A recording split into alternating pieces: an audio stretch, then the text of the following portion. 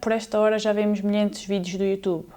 Mas e se houvesse uma compilação que tornasse toda a informação que existe sobre as novas RTX e metesse num único vídeo? Bora lá!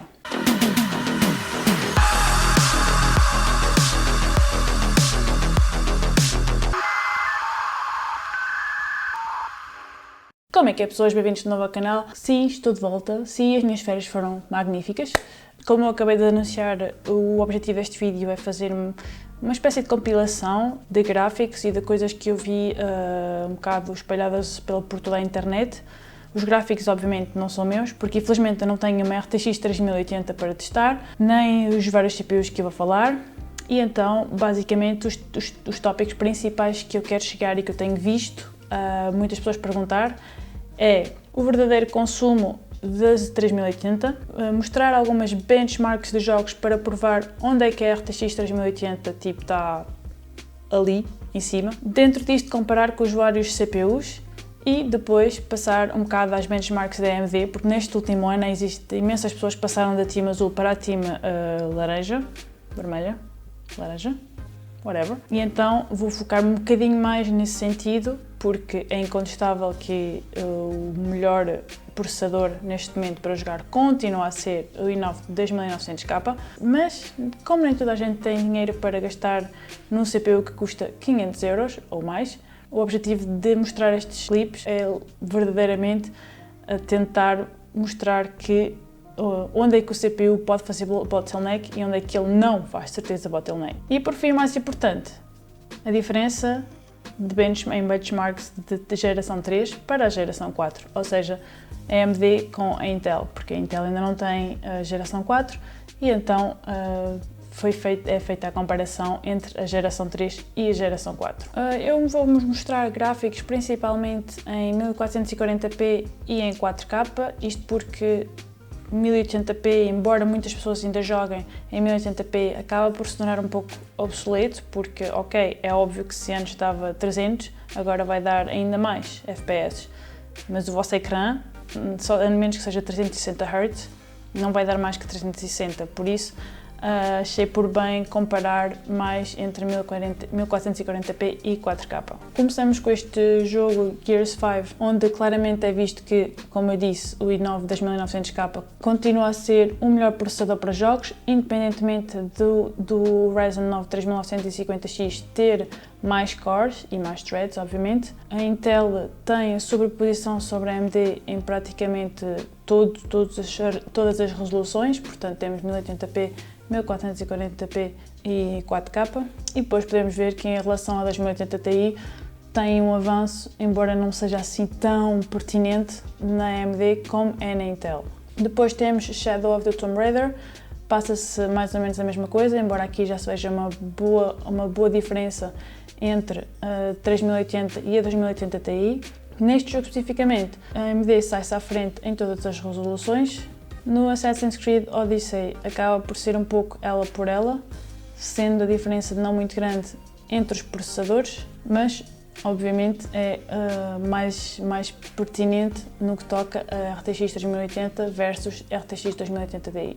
Estes gráficos tirados do Gamers Nexus, podemos ver Call of Duty, há imensas pessoas a jogar Call of Duty, incluindo eu. Aqui vemos a comparação entre vários processadores, portanto temos o i9 10900K, o Ryzen 9 3950X, que acaba de ser um pouco abuso, o Ryzen 7 3800 XT, o Ryzen 3 3100, o Ryzen 7 1700X e o Ryzen 3 1300X. Claramente em 1440p a Intel ganha, embora a Ryzen 9 fique atrás só por 10 FPS. Aqui a situação é que a Ryzen 9 3950X, em comparação com o Ryzen 7 3800 XT, não tem grande diferença. Se conseguirem ver, a média é praticamente a mesma, mas é importante referir que o preço não é de todo o mesmo. No CSGO, então, nem se fala nisso, tipo, o CSGO vai para além. Eu só pus este gráfico aqui para vocês terem uma noção, porque nem vale a pena falar muito sobre ele. O CSGO é um jogo que não pede assim muito do computador, e é óbvio que com o i9, posto com o i9 2900K, tipo 460 FPS, tipo, nem vale a pena questionar o que quer que seja. Em 4K continua a ser exatamente a mesma coisa, os FPS super altos, acho que ninguém vai ter problema de FPS drop. Aqui temos o Overwatch em 1440p, não havendo uma discrepância muito grande entre o processador da Intel e o Ryzen 7 1700X. É óbvio que o Ryzen 3 1300X tem é onde a diferença é maior, mas todos os outros processadores estão igualmente equiparáveis. Em 4K a situação muda ligeiramente, portanto o i9 ganha uma ligeira vantagem em relação a todos os Ryzens, havendo uma diferença de 20 FPS. No Red Dead Redemption 2 vemos que a diferença não é quase nada, portanto temos o i9, o Ryzen 7 e o Ryzen 9 a ter praticamente a mesma coisa, mas reparem bem que o Ryzen 9 3950 tem um performance abaixo do Ryzen 7 3800 XT. Em defesa do Ryzen 9 3950X, ele não foi propriamente feito para jogos,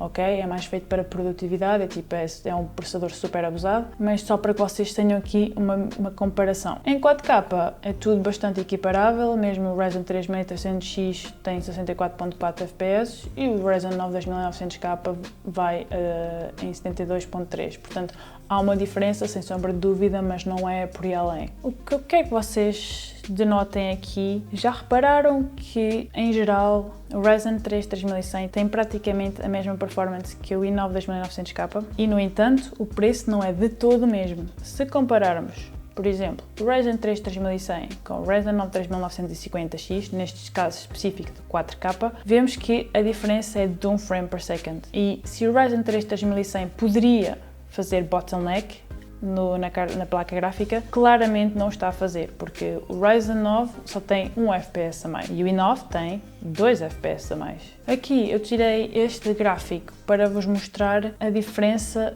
do RTX 3080 em relação ao RTX 2080. Porque lembrem-se, o anúncio da Nvidia foi feito que ele era mais potente que a 2080 e não a 2080 Ti. E depois a Nvidia também especificou que não era também em todos os jogos, mas whatever. Aqui podemos ver que na maior parte dos jogos, em relação à RTX 2080, ele tem um melhoramento de 120 a 150%, depende dos jogos, obviamente, mas é em 4K que se vê verdadeiramente a diferença, tanto da 2080 como da 2080 Ti. E este gráfico aqui é um gráfico que o Bitwist fez, em que ele juntou todos os jogos que ele tinha feito benchmark e podemos ver que a combinação dos FPS em relação à 2080 Ti temos um avanço de 112% para a 3080 mais o processador Ryzen 5 3600 XT e depois temos a RTX 3080 com o Ryzen 9 3950X, um avanço de 115.3%. Em 4K é que isto faz tipo... onde a 3080 mais a 3600 XT tem um avanço de 119.1 e a RTX 3080 mais a 3950X tem um avanço de 121.7.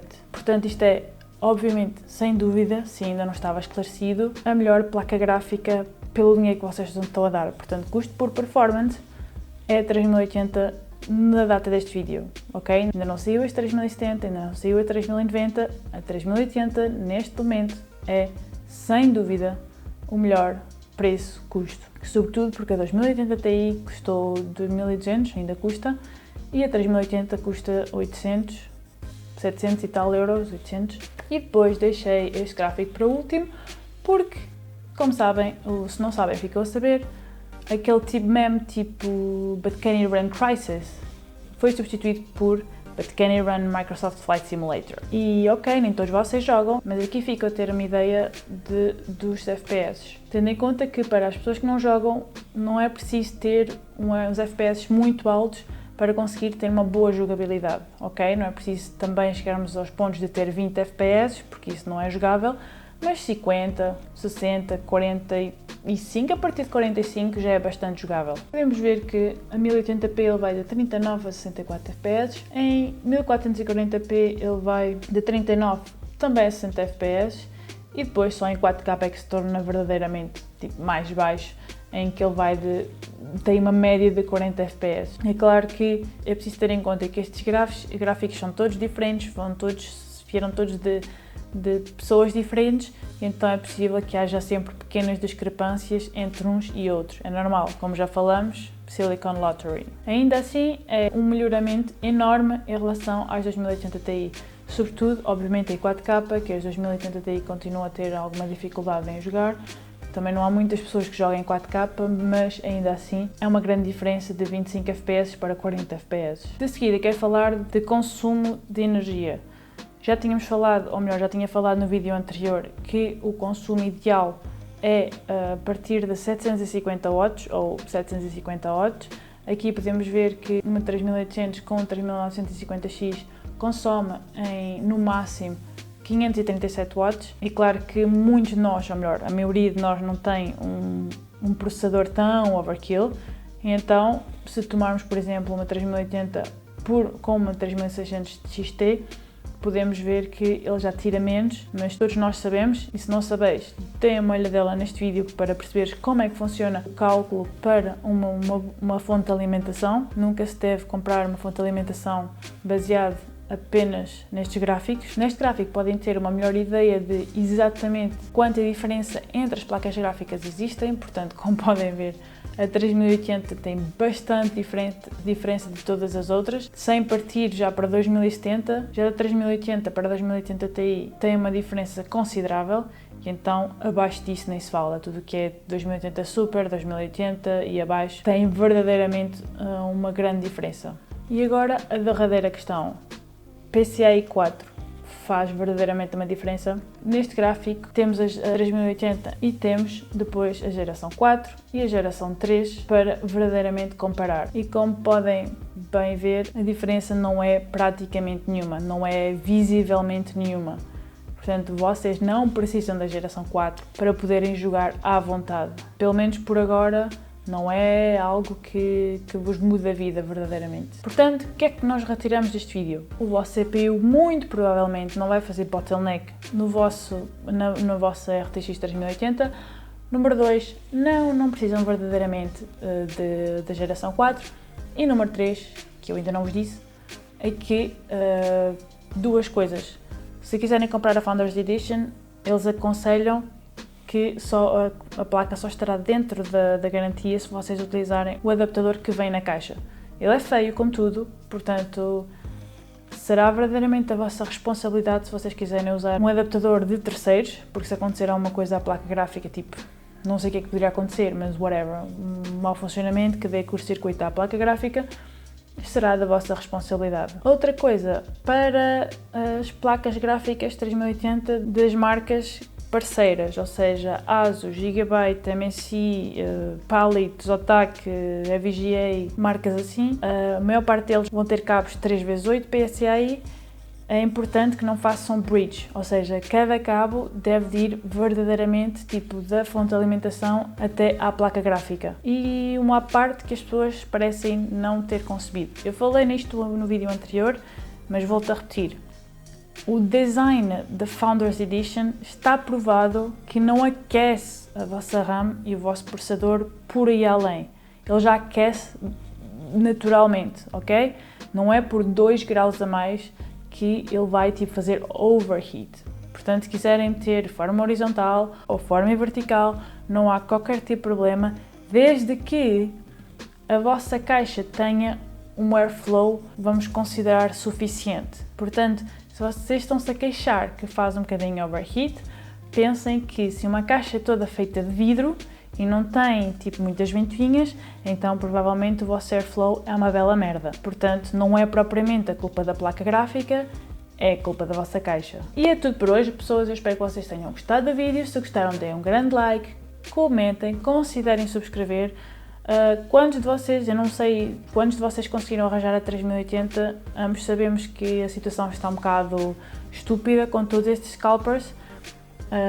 Para a vossa informação, a Nvidia e a ASUS, se eu não estou em erro, estão a rever humanamente, nem manualmente, é tipo humanamente, todas as compras que foram feitas por bots, estão a tentar resolver a questão. É claro que isto não vai servir para o que vai servir, mas ficam a saber que provavelmente vai acontecer a mesma coisa para a próxima da geração das RTX 3000 que vão sair. Para os de vós que conseguiram arranjar a 3080, nice. Para os que não conseguiram, juntem-se à festa e esperemos pelo próximas batch, que será certamente a partir de meados de outubro. Por isso, pessoas, fiquem por aí, sigam-me nas redes sociais e daqui até lá eu vejo-vos no próximo vídeo.